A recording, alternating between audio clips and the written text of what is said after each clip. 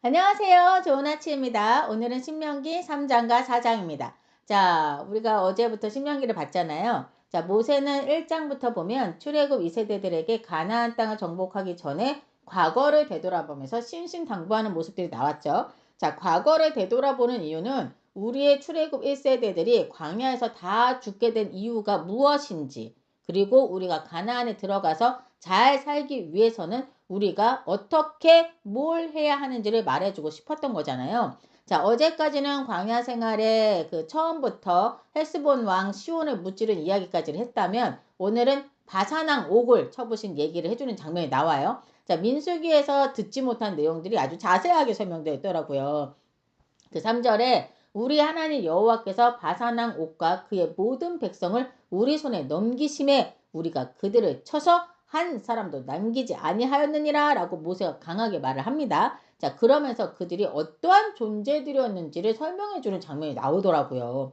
그 모든 성읍이 높은 성벽으로 둘러있고 또 문과 빗장이 있는데 견고하다고 말합니다. 특히 12절에서는 바산왕의 옥에 그 바산왕 옥의 침대가 철로 만들어졌는데 그 크기가 엄청 컸던 거예요. 매우 컸다라는 그 언급을 하면서 당시 그들의 피지컬이 얼마나 강력했는지를 보여주는 그런 장면이 나오더라고요. 그러니까 그냥 일반 이스라엘 백성보다는 좀 등치도 많이 크고 그들의 그 강력한 파워, 막 이런 그들의 그 피지컬들이 얼마나 강했는지를 좀 보여주는 장면도 여기 자세하게 나와 있더라고요. 3장에서는. 자, 그 바산왕은 그러니까 얼마나 자신만만했겠어요. 이런 쪼무레기들이 이랬을 거 아니에요. 그들이 가진 높고 견고한 성읍과 강력한 피지컬을 자랑하는 그 군대가 있었잖아요. 근데 반대로 이스라엘은 전문적인 군사들이 아니었잖아요. 그냥 백성들이었어요, 여러분. 예? 우리 같은 사람, 평범한. 군사훈련도 안 받았죠. 강력한 무기가 어디서 하나도 없지. 그쵸? 무기도 없었죠. 자, 그럼에도 불구하고 이스라엘은 바산왕 옥을 무찌르고 60개의 성읍을 다 차지하게 되지 않습니까? 어떻게 이런 일이 가능하겠어요, 여러분? 이거는 상식선에서는 가능한 일이 아니에요. 모세는 지금 이걸 말하고 있는 겁니다. 너네가 할 수 있는 건 아무것도 없다. 하지만 이 모든 것은 하나님께서 하신다. 하나님께서 주관하시는 전쟁은 믿음으로만 승리할 수 있다. 지금 우리에게도 모세는 이걸 강력하게 얘기하고 있는 것 같다라는 생각이 들었어요. 너희가 할 수 있는 게 뭐가 있냐? 오직 모든 길을 인도하시는 하나님만을 바라봐야 한다라고 강력하게 호소하고 있는 거를 이제 저도 보면서 우리가 여러분 이 글을 읽었어요. 어떻게 읽어야 된다. 귀를 쫑긋 열고 그리고 마음을 활짝 열고 들어야 된다라고죠. 저는 이 모습을 보면서 정말 공감이 되더라고. 이 사람들이 무슨 전쟁을 해봤어? 칼이 있어, 무기가 있어, 무슨 군인이야? 아무것도 없는 사람들이 이런 강력한 이 근방에서 정말 가장 강력한 왕이 헤스본 왕하고 그 헤스본 시원인가? 그 사람하고 지금 이 바산왕 옥이거든요. 그러니까 이 두 나라를 이 두 왕을 무찔렀다는 것 때문에 주위에 다른 막 나라들이 막 난리가 난 거지. 도대체 저들이 누구길래 두려워했잖아요. 이들이 한 게 아니라는 거죠. 하나님께서 하셨다는 거죠. 그래서 저 이걸 보면서 그렇지 내 앞에 있는 여러 가지 두려운 상황 나는 능력도 없고 나는 할 수 있는 것도 아무것도 없지. 하지만 하나님께서 하시겠다라는 그런 믿음을 가지고 오늘 하루도 살아야겠다라는 생각을 했습니다. 자, 이제 모세는 이제 요단강 동쪽 땅에 자리 잡은 지파들에 대한 히스토리를 설명을 해줍니다. 여러분 아시죠? 요단강 동쪽에 자리 잡은 지파 누구죠? 루벤 갓지파, 그 므낫세 반지파 이렇게 있죠. 자, 이 분배는 각 지파의 필요와 특성에 맞게 이루어진 거라는 것과 그리고 특히 갈릴리 호수 동쪽의 그 바산 지역은 므낫세의 후손 야일이 정복하고 하본 야일이라고 불리게 된 것도 지금 여기서 다 설명하고 있더라고요. 그러면서 모세는 이 지파들에게 다시 한번 그들에게 요단강 동쪽 땅을 분배하면서 지켜야 할 조건들, 너희들이 얘기했던 그 조건들에 대해서 다시 한번 언급합니다. 자, 그들이 모세에게 조건으로 그 내세웠던 내용들 기억하시죠? 자, 보면 첫째로 그들은 자신들이 그 땅을 가져도 요단강 서쪽 가나안 땅으로 가기까지 이제 앞서서 싸우겠다. 맨 먼저 나가서 싸우겠다라고 약속을 했어요. 두 번째로 이스라엘 자손이 기업을 받기까지 우리는 결코 집으로 다시 돌아가지 않겠다. 라고 약속을 했어요. 세 번째, 요단강 서쪽 땅을 분배할 때 우리는 동쪽을 받았기 때문에 이 서쪽 땅 분배를 기업을 받지 않겠다라고 얘기를 했던 거 기억하시죠?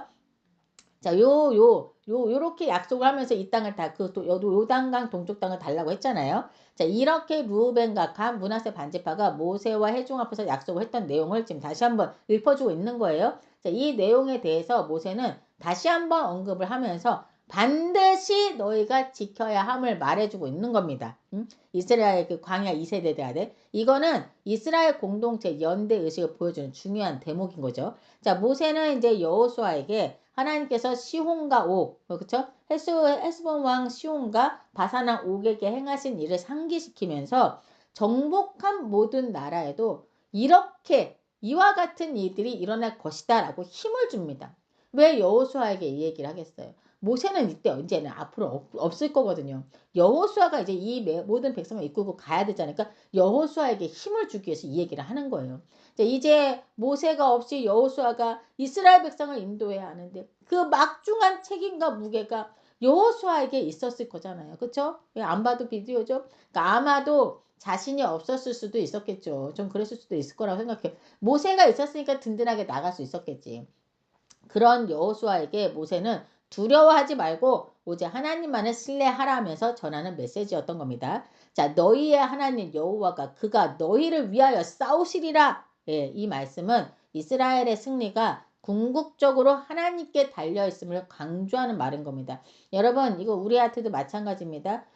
너희의 하나님 여호와 그가 너희를 위하여 앞서가서 싸우시리라. 저희 인생에 있어서 하나님께서 저희 인생에 먼저 가셔서 저희의 많은 것들을 물리치시고 다 길을 터주신다는 거죠. 아멘입니다. 자, 근데 이거는요, 우리가 하나님을 전적으로 믿고 신뢰할 때 이 말씀이 우리에게 이루어짐을 기억하셨으면 좋겠어요. 자, 23절을 보시면요, 모세가 하나님께 간구하는 모습이 나와요. 그랬겠다 싶었어요. 역시 모세도 하나님께 간구했더라고요. 들어가게 해달라고. 나도 가나안 땅에 들어가게 해달라고 하나님께 간구를 합니다. 하지만 하나님은 이를 허락하지 않으십니다.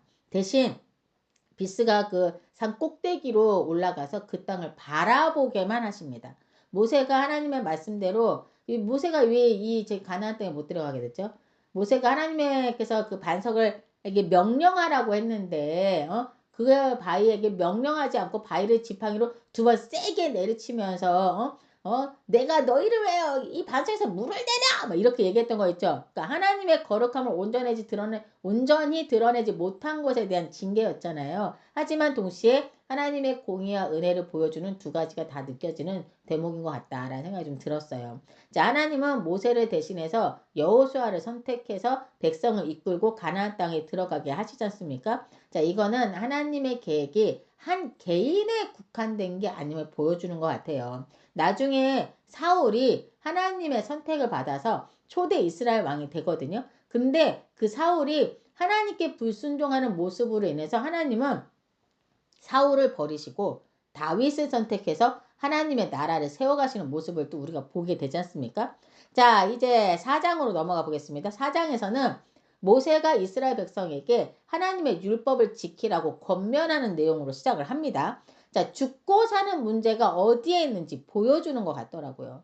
하나님의 명령을 듣고 지키면 살 것이고 약속의 땅을 얻게 될 것이라고 말하고 있어요. 자, 근데 저는 이 4장을 읽으면서 그냥 지금의 우리에게 해주는 강한 겉면의 메시지 같다는 생각이 들었어요. 그러니까 저 지금 1장부터 계속 그 생각이 계속 강하게 들어요.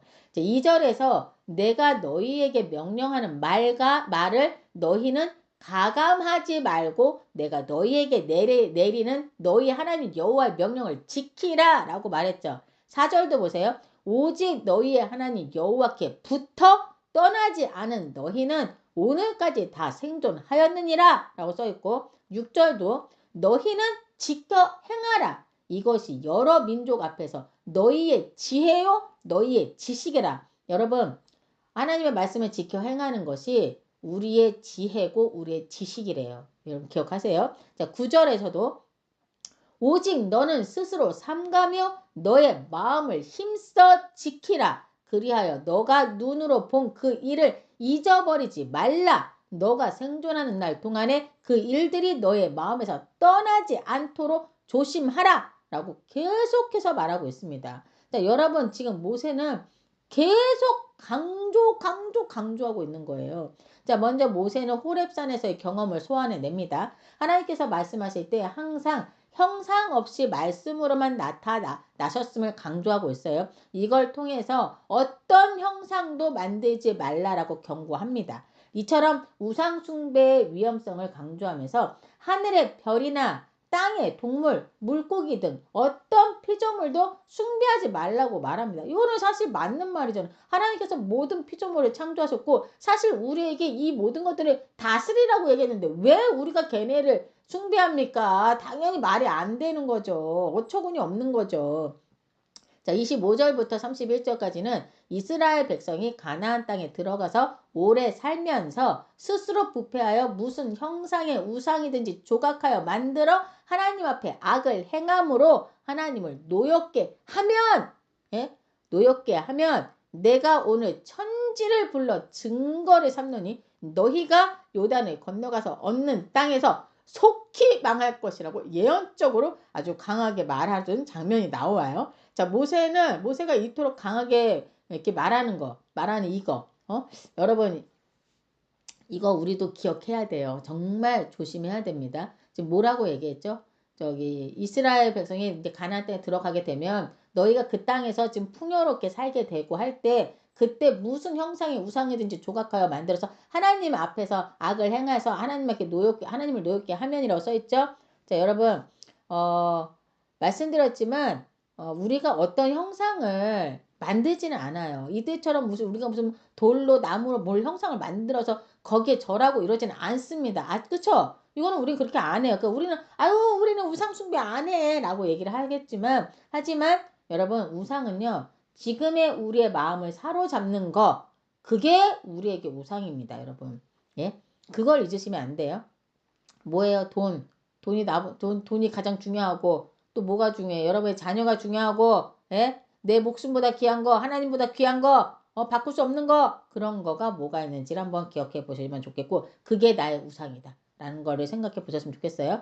자, 하지만 동시에 하나님의 자비도 보여주는 장면이 나옵니다. 29절에, 그러나 너가 거기서 너의 하나님 여호와를 찾게 되리니 만일 마음을 다하고 뜻을 다하여 그를 찾으면 어떻게 한다고요? 만나리라. 여러분, 너희가 마음을 다하고 뜻을 다하여 그를 찾으면 만난다고 해주고 있습니다. 자, 우리가 잘못을 했다가도 진심으로 회개하고 돌아오면 하나님께서 우리를 용서하시고 버리지 않으실 것을 약속하시는 장면인 거예요. 예? 얼마나 감사합니다. 정말 얼마나 감사해요. 너무 감사한 거죠. 예? 그러니까 항상 우리가 회개하고 하나님께 감사를 돌릴 수 있는 우리가 됐으면 좋겠어요. 자, 모세는 이스라엘의 역사상 하나님께서 함께 하신 숱한 날들을 돌아보면서 이런 신이 어디 있냐고 되묻습니다.